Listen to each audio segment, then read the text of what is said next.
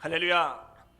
오늘은 시편 49편의 말씀을 통해 백성들아 이를 들으라 라는 제목으로 하나님의 말씀 증거하도록 하겠습니다. 신앙생활에 있어서 가장 중요한 태도는 바로 듣는 것입니다. 로마서 10장 17절에 보면 이런 말씀이 있죠. 우리 같이 한번 읽어볼까요? 시작. 그러므로 믿음은 들음에서 나며 들음은 그리스도의 말씀으로 말미암았느니라. 아멘. 자, 믿음은 그리스도의 말씀을 듣는 것에서 시작된대요. 또 신명기 6장 4절로 5절에 보면 뭐라고 말씀해요? 같이 읽겠습니다.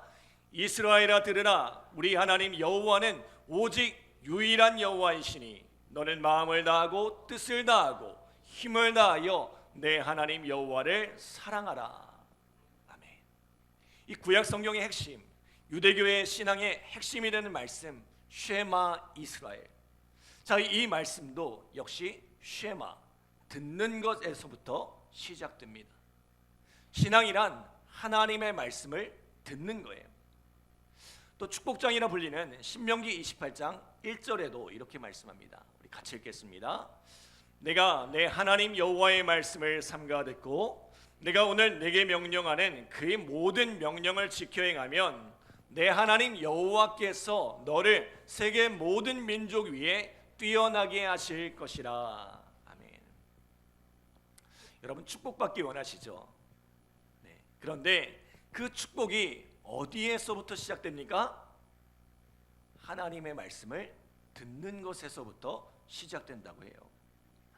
열왕기상 3장에도 보면 솔로몬이 하나님께 1,000번제를 드렸을 때 하나님께서 그 꿈에 나타나셔서 내게 무엇을 줄꼬? 라고 말씀하십니다. 그때 솔로몬이 구한 것이 뭐예요? 우리 열왕기상 3장 9절 말씀 함께 읽겠습니다. 시작.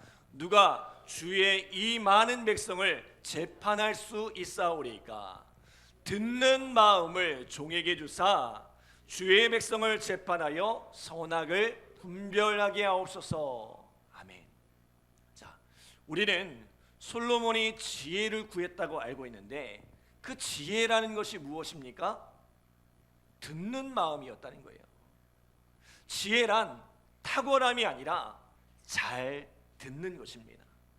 사람들의 이야기에 귀를 기울여 모든 사람에게 배우는 것, 심지어 어린아이에게도 배우는 것이 지혜입니다. 무엇보다도 하나님의 음성에 귀를 기울이고 그 말씀을 듣는 것이 바로 지혜입니다. 하나님께서는 듣는 마음을 구하는 이 솔로몬에게 부귀와 영광도 겸하여 주신 것을 보게 됩니다. 사랑하는 여러분, 주님 앞에 듣는 마음을 구하시기 바랍니다. 오늘 우리 안에 들을 수 있는 귀가 열려지기를 소원합니다. 말씀을 귀 기울여 듣고 그 말씀을 깨닫는 지혜가 함께하기를 간절히 기도합니다. 자, 오늘 본문 역시 들으라라는 메시지로 시작됩니다. 자, 우리 1절로 3절 말씀 함께 읽겠습니다. 1절로 3절 시작. 뭇 백성들아 이를 들으라. 세상의 거민들아 모두 귀를 기울이라. 귀천 빈부를 막론하고 다 들을지어다. 내 입은 지혜를 말하겠고 내 마음은 명철을 작은 소리로 읊조리리로다. 아멘. 자, 오늘 시편 기자가 전하는 지혜는 어떤 것입니까? 뭇 백성이 들어야 할 지혜. 이 땅을 살아가는 모든 이들이 빈부 귀천을 막론하고 모든 사람이 들어야 할 지혜라는 것입니다. 그렇다면 오늘 시편 기자가 우리에게 전하는 이 지혜가 무엇입니까? 자, 첫 번째로 오늘 시편 기자가 전하는 지혜는 인생의 유한함을 아는 것입니다. 자, 우리 9절로 10절 말씀 함께 읽겠습니다. 9절로 10절 시작. 그가 영원히 살아서 죽음을 보지 않을 것인가? 그러나 그는 지혜 있는 자도 죽고 어리석고 무지한 자도 함께 망하며 그들의 재물은 남에게 남겨두고 떠나는 것을 보게 되리라. 아멘. 자, 무슨 말이에요? 영원히 살아서 죽음을 보지 않을 인생은 단 하나도 없다는 것입니다. 지혜 있는 사람도 죽고 어리석은 사람도 죽고 부유한 자도 죽고 가난한 자도 죽습니다. 세상 그 누구도 이 죽음을 피할 수 없다는 것입니다. 그러므로 오늘 본문 1절에 보면 세상의 거민들아 라고 이야기하는데요, 여기서 세상은 헬레드라는 단어를 사용합니다. 자, 헬레드는 인생이라고도 번역되는데요, 한정된 시간, 흘러가는 시간을 뜻하는 단어입니다. 다시 말하면 우리가 사는 세상이란, 우리의 인생이란 한정된 시간, 또 흘러가는 시간 위에 서 있다는 거죠. 우리에게 주어진 시간은 유한합니다. 그런데 문제는 그 유한한 시간이 아낀다고 아껴지지 않는다는 거예요. 여러분, 돈은 아끼고 아끼면 아낄 수 있잖아요. 내가 필요한 만큼만 쓰고 나머지는 저축해 둘 수가 있잖아요. 그런데 시간은 그렇지 않습니다. 오늘은 시간을 6시간만 쓰고 나머지 18시간은 남겨둘 거야. 그럼 이게 가능합니까? 되지 않아요. 안타깝게도 우리에게 주어진 시간은 계속해서 흘러갑니다. 시간이 아무리 아까워도 멈출 수가 없고 지나간 시간은 돌이킬 수가 없습니다. 심지어 그 시간은 나이가 들수록 점점 더 빨라진다고 하죠. 제가 지금까지 40km로 이렇게 지나가다가 이제는 50km로 이제 지나가려고 합니다. 예. 자, 그런데 눈 깜짝할 새에 벌써 반년이라는 시간이 흘러버렸어요. 여러분, 이 세월의 속도는 멈출 수도 없고 늦출 수도 없습니다. 우리의 시간이 언제까지인지는 알 수 없으나 우리에게 주어진 시간은 지금 이 순간에도 계속해서 줄어가고 있어요. 인간의 기대 수명이 늘었다고 하지만 여전히 우리에게 주어진 시간은 한정되어 있습니다. 그러므로 참된 지혜란 무엇입니까? 우리의 인생이, 우리에게 주어진 시간이 유한함을 아는 것이 바로 지혜입니다. 그 끝이 있음을 아는 것이 지혜입니다. 시편 90편 10절로 12절에 보면 이런 말씀이 있죠. 우리 같이 한번 읽겠습니다. 시작. 우리의 연수가 70이요 강건하면 80이라도 그 연수의 자랑은 수고와 슬픔뿐이요 신속히 가니 우리가 날아가나이다. 누가 주의 노여움을 능력을 알며 누가 주의 진노의 두려움을 알리이까. 우리에게 우리 날 계수함을 가르치사 지혜로운 마음을 얻게 하소서. 아멘. 여러분, 지혜가 뭐라고요? 우리의 날을 계수하는 것. 내게 주어진 시간이 얼마 정도 남았겠구나 계산할 줄 아는 것이 지혜라는 거예요. 우리는 이 땅을 살아가는 동안 우리에게 주어진 시간이 천년 만년 주어진 것처럼 살아갑니다. 내게 주어진 삶이, 내게 주어진 시간이 얼마나 귀한 것인지를 깨닫지 못하고 얼마나 많은 시간을 헛되이 낭비하며 살아가는지 모릅니다. 제가 종종 우리 이봉수 목사님께 그런 말씀을 드립니다. 목사님, 이제 연세가 있으시니까 너무 무리하지 마세요. 저도 그렇고 우리 이승식 권사님도 계속해서 그렇게 말씀하시지만 소용이 없습니다. 왜요? 목사님은 남아있는 시간이 많지 않다고 생각하시는 거예요. 그러니까 하루하루가 1분 1초가 너무나 아까운 거예요. 그래서 1시간도 허투루 보낼 수가 없어요. 그렇게 하루하루를 열심히 살아가시는 것입니다. 에베소서 5장 15절로 17절에도 이런 말씀이 있습니다. 우리 같이 읽어볼까요? 그런즉 너희가 어떻게 행할지를 자세히 주의하여 지혜 없는 자 같이 하지 말고 오직 지혜 있는 자 같이 하여 세월을 아끼라. 때가 악하니라. 그러므로 어리석은 자가 되지 말고 오직 주의 뜻이 무엇인지 이해하라. 아멘. 지혜로운 사람은 어떤 사람이라고 했어요? 우리 삶의 유한함을 아는 사람. 우리의 삶이 신속히 날아감을 아는 사람, 그 사람이 바로 지혜로운 사람이라고 했어요.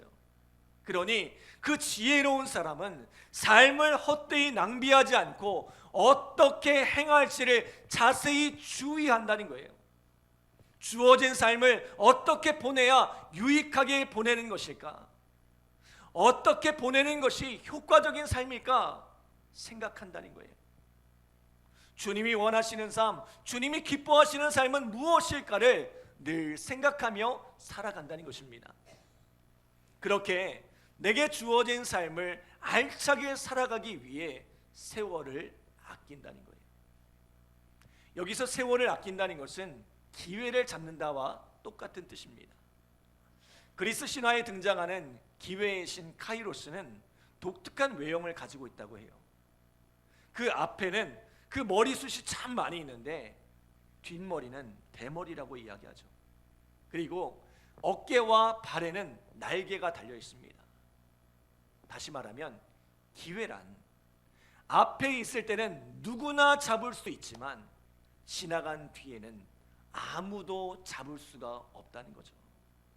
무엇보다도 머뭇거리지 않고 빨리 날아가 버리기에 신속히 잡지 않으면 이 기회는 순식간에 날아가 버립니다. 다음에 하면 되지, 내일 하면 되지, 그렇게 미루고 또 미루다 보면 우리에게 기회란 다시 오지 않는다는 거죠. 여러분, 인생은 유한합니다. 그리고 그 유한한 인생은 계속해서 지나가고 있습니다. 바꿔 이야기하면 우리의 시간이 점점 줄어들고 있다는 것입니다. 그리고 지나간 시간은 아무리 아쉬워도 돌이킬 수가 없다는 거죠. 지혜로운 사람은 이것을 아는 사람입니다. 내게 남은 시간이 줄어들고 있음을 아까워하는 사람입니다. 그래서 그 남겨진 시간을 어떻게 살아가야 할지 늘 자세히 주의하여 행하는 사람, 주의 뜻이 무엇인지를 구하는 사람, 그 사람이 바로 지혜로운 사람인 줄 믿습니다. 사랑하는 여러분, 한 해의 절반이 또 정신없이 흘러가 버렸습니다. 여러분은 이 귀한 시간을 지혜롭게 사용하셨습니까? 또 앞으로 남은 반년이 정신없이 흘러가겠죠. 그러나 이 시간을 의미 없이 흘려보내지 마시고 지혜로운 사람처럼 그 삶을 자세히 주의하여 어떻게 행할지를 생각하시고 주님의 뜻을 구하는 우리 믿음의 성도들 되시기를 간절히 기도합니다. 자, 두 번째 인생의 지혜는 무엇입니까? 재물의 한계를 아는 것입니다. 자, 뭐의 한계를 알아요? 재물의 한계. 우리 6절로 8절 말씀 함께 읽겠습니다. 6절로 8절 시작. 자기의 재물을 의지하고 부유함을 자랑하는 자는 아무도 자기의 형제를 구원하지 못하며 그를 위한 속전을 하나님께 바치지도 못할 것은 그들의 생명을 속량하는 값이 너무나 엄청나서 영원히 마련하지 못할 것임이니라. 아멘. 인생을 사는 동안 돈은 굉장히 중요합니다. 돈은 우리 삶에 매우 유용한 도구입니다. 돈이 있어야 삶의 기본이 되는 의식주를 해결할 수 있고, 돈이 있어야 자녀들을 가르치고 키워낼 수 있죠. 세상에 많은 일들이 있지만 이 돈 없이 할 수 있는 일들은 별로 많지 않은 것 같습니다. 심지어 주의 일에도 돈이 필요합니다. 돈이 있어야 교회를 유지하고 사역도 감당할 수 있습니다. 우리가 예배하고 있는 이 예배의 처소도 돈으로 마련한 것이고, 우리가 함께 나누는 식탁의 교제도 돈이 있어야 가능한 것입니다. 또 당장 교회도 재정이 더 넉넉하다면 할 수 있는 일이 훨씬 더 많이 있겠죠. 어떻게 보면 이 세상에는 돈으로 되지 않는 일이 없는 것 같고, 돈은 그야말로 만능인 것처럼 보입니다. 우리는 돈이 없을 때 불안하고 돈이 있을 때 여유를 느낍니다. 때문에 할 수만 있으면 많은 돈을 갖고자 하죠. 우리는 인생의 많은 부분을 돈을 버는데, 이 재물을 모으는데 힘쓰며 살아가고 있습니다. 그렇게 모은 돈을 의지하기도 하고 그 돈의 힘을 부유함을 자랑하기도 하고 심지어 이 돈을 사랑하는 이들도 있습니다. 돈이 그 인생의 전부인 것처럼 살아가는 사람들이 있다는 거예요. 그러나 오늘 본문에는 세상에 돈으로 되지 않는 일이, 재물로 되지 않는 일이 있다고 말씀합니다. 앞서 말씀드린 것처럼 우리의 인생은 유한합니다. 누구나 죽음을 맞이하게 될 것입니다. 부자라고 돈이 많다고 해서 예외가 될 수 없습니다. 무엇보다 우리가 그 인생의 끝에서 죽음 앞에서 무엇을 마주하게 됩니까? 하나님의 심판을 마주하게 되죠. 문제는 그 심판대 앞에서 우리 모두는 죄인으로 서게 된다는 거예요. 우리 로마서 3장 23절 함께 읽겠습니다. 3장 23절 시작. 모든 사람이 죄를 범하였음에 하나님의 영광에 이르지 못하더니. 아멘. 모든 사람이 죄를 범했습니다. 우리가 아무리 의로운 척 거룩한 척 할지라도 하나님 앞에서 우리는 모두가 허물 많은 죄인입니다. 그리고 그 죄의 삭은 사망이라고 했어요. 세상에서는 돈으로 죄를 무마시키기도 하죠. 그러나 하나님 앞에서는 불가능하다는 거예요. 아무리 많은 재물을 가졌어도 형제 한 사람을 속량할 수가 없다는 것입니다. 이번에 스페이스X가 상장되면서 일론 머스크라는 사람이 세계 최초로 1조 달러의 자산가가 되었다고 합니다. 어마어마하죠. 자, 그렇다면 그 1조 달러로 한 사람의 영혼을 구원할 수 있을까요? 하나님, 내가 1조 달러 드릴 테니 나를 구원해 주세요. 그러면 하나님께서 들어주실까요? 하나님도 미치지 않는 장사 같잖아요. 1조 달러면 한 사람 정도 충분히 구원해 주실 수 있을 것 같잖아요. 그런데 어림도 없다는 거예요. 생명을 속량하는 값이 너무나 엄청나서 영원히 마련할 수가 없다는 거예요. 여러분, 우리가 여기서 깨닫게 되는 것이 무엇입니까? 한 영혼의 가치가, 내 영혼의 가치가 이렇게 크다는 거예요. 일론 머스크가 조만장자가 되었는데 엄청난 부러운 일이지만, 누가 주식으로 몇 억을 벌었다더라, 누가 집을 사서 몇십억을 벌었다더라, 엄청 부러운 일이지만 우리 한 사람의 가치는 그것과는 비교도 할 수 없다는 거예요. 여러분, 우리는 그렇게 존귀한 사람들입니다. 그러니 돈이 없다고 너무 낙심하지 마세요. 통장에 잔고가 좀 부족하다고, 좋은 집에 살지 못한다고, 좋은 차를 타지 못한다고 기죽지 마세요. 우리는 그 자체만으로도 엄청난 가치를 지닌 존재들입니다. 뿐만 아니라 10절로 11절에 보니까 뭐라고 말씀해요? 우리 같이 읽겠습니다. 그러나 그는 지혜 있는 자도 죽고 어리석고 무지한 자도 함께 망하며 그들의 재물은 남에게 남겨두고 떠나는 것을 보게 되리로다. 그러나 그들의 속생각에 그들의 집은 영원히 있고 그들의 거처는 대대에 이르리라 하여 그들의 토지를 자기 이름으로 부르도다. 아멘.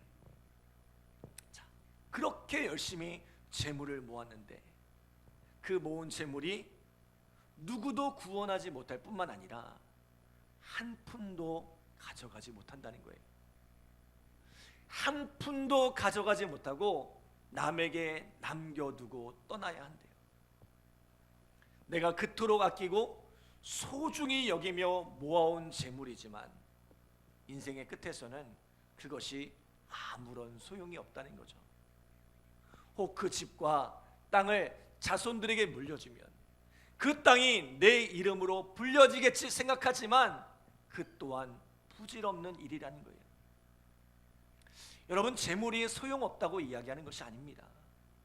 재물이 중요하지 않다고 이야기하는 것이 아닙니다. 그러나 재물이 전부인 것처럼 살지 말라는 것입니다. 재물이 한계가 있음을 알라는 거예요. 재물이 유용하고 귀하지만 그것을 붙잡기 위해 우리의 유한한 삶을, 쏜사이같이 지나가는 이 삶을 쏟아붓지 말라는 것입니다. 왜요? 이 재물보다 더 중요한 것이 있기 때문입니다. 바로 우리가 들어야 할 세 번째 지혜입니다. 자, 세 번째 지혜는 오직 하나님 한 분만을 의지하라는 것입니다. 자, 시편 121편 우리 7절에 보면 이런 말씀이 있습니다. 우리 같이 읽겠습니다. 시작. 여호와께서 너를 지켜 모든 환난을 면하게 하시며 또 내 영혼을 지키시리로다. 아멘. 자, 우리가 하나님을 섬기고 그분을 의지하며 살아갈 때 하나님께서 우리를 지켜 모든 환난에서 면하게 하신다라고 말씀하고 있습니다. 하나님께서 졸지도 아니하시고 주무시지도 않고 우리를 지키십니다. 낮에도 밤에도 변함없이 우리를 지켜주세요. 여러분, 돈이 내 인생을 지켜줄 것 같고 돈이 내 미래를 보장해 줄 것처럼 생각되지만 사실 우리의 삶을 지키시는 분은 하나님이시란 거예요. 우리의 삶에 재물이 필요하고 재물이 큰 도움이 되지만 그 재물을 주장하시는 분 역시 하나님이란 거예요. 하나님께서 그 필요를 따라 채우시고 공급하신다는 것입니다. 지금까지 삶을 살아오면서 또 목회를 하는 동안 사실 돈 걱정 참 많이 했습니다. 아무리 계산기를 두들려 봐도 답이 나오질 않아요. 그런데 하나님께서 살게 하시더라고요. 답이 없는데 답을 만들어 주시고 전혀 생각하지 못했던 방법으로 전혀 생각하지 못했던 사람을 통해 하나님께서 채워가시더라고요. 하나님께서 어떤 사람은 부유하게 하시고 또 어떤 사람은 가난하게도 하시지만 중요한 것은 하나님께서 그 모든 일을 책임져 주신다는 것입니다. 돈이 우리를 지키는 것이 아니라 하나님께서 우리를 지켜주신다는 거예요. 심지어 하나님은 우리의 영혼까지도 지켜주신다고 말씀합니다. 돈은 우리의 영혼을 속량하지 못하지만 하나님은 우리의 영혼을 속량하신다는 거죠. 우리 15절 말씀 함께 읽겠습니다. 15절 시작. 그러나 하나님은 나를 영접하시리니 이러므로 내 영혼을 수월의 권세에서 건져내시리로다. 아멘. 인생의 마지막 순간에 우리가 의지할 수 있는 것, 우리가 붙들 수 있는 것은 아무것도 없습니다. 그러한 때에 우리를 구원하실 수 있는 분이 누구세요? 하나님이시라는 거예요. 우리의 죄를 심판하실 이도 하나님이시지만 그 심판에서 우리를 구원하실 이도 하나님이시라는 거죠. 그 하나님께서 우리에게 열어주신 유일한 구원의 길이 무엇입니까? 바로 십자가입니다. 한 영혼의 가치가, 한 생명의 가치가 얼마나 큰지 아무리 많은 재물로도 그것을 속량할 수 없습니다. 세상에 이 한 영혼의 가치를 대신할 수 있는 것이 없습니다. 그러나 그 한 영혼의 가치를 대신할 수 있는 유일한 이, 그가 바로 창조주이신 우리 하나님이라는 거죠. 그래서 하나님이 자기 자신을 내어주시기로 결정하신 거예요. 자기 아들을 보내셨다고 하지만 사실 하나님 당신께서 친히 인간의 몸을 입고 이 땅에 오신 거죠. 그리고 자기의 자신을 십자가에 내어주사 우리의 죄를 대속하시고 우리를 사망에서 이 죽음에서 건져주신 것입니다. 그 십자가의 죽음으로 말미암아 우리 모두는 구원을 받았습니다. 아멘. 여러분, 하나님만이 우리를 구원할 수 있는 유일한 분이십니다. 예수 그리스도만이 우리를 죄에서 속량하실 수 있는 유일한 분이십니다. 때문에 사도행전 4장 12절에 이렇게 말씀하죠. 우리 같이 읽겠습니다. 시작. 다른 이로서는 구원을 받을 수 없나니 천하 사람 중에 구원을 받을 만한 다른 이름을 우리에게 주신 일이 없음이라 하였더라. 아멘. 은금이 없어도 재물이 없어도 예수님만 있으면 누구든지 구원에 이를 수 있습니다. 이 예수의 이름에 능력이 있습니다. 이 예수 이름을 의지하며 살아갈 때에 이 땅에서 사는 동안 우리의 모든 삶을 책임져 주시고 또 영원한 하나님의 나라에 이르도록 우리를 지키시고 보호하시는 줄 믿습니다. 사랑하는 여러분, 무엇이 지혜입니까? 유한한 인생, 신속히 날아가는 인생을 살아가는 동안 어떻게 살아가는 것이 지혜입니까? 열심히 돈을 벌고 열심히 재물을 모으는 것, 그것이 지혜입니까? 물론 중요합니다. 그러나 그것보다 훨씬 더 중요하고 가치 있는 일이 있다는 것입니다. 그것이 뭐예요? 이 땅에서의 삶을 책임져 주실 뿐만 아니라 우리의 영혼까지도 책임져 주시는 그 하나님을 의지하고 그분을 섬기며 살아가는 것입니다. 우리의 구원자이신 예수 그리스도를 믿고 그분의 길을 따라가는 것입니다. 우리의 삶은 유한합니다. 그리고 그 삶은 우리를 기다려주지 않습니다. 빠르게 신속히 날아가고 있습니다. 여러분은 이 삶을 무엇으로 채우며 살아가고 있습니까? 무엇의 삶의 가치를 두고 살아가고 있습니까? 오늘 우리의 남은 삶이 하나님으로 채워지기를 소원합니다. 이 예수 그리스도의 이름으로 채워지기를 소원합니다. 하나님을 의지하고 하나님을 섬기며 살아가는 복된 믿음의 삶이 되어지기를 주의 이름으로 축복합니다.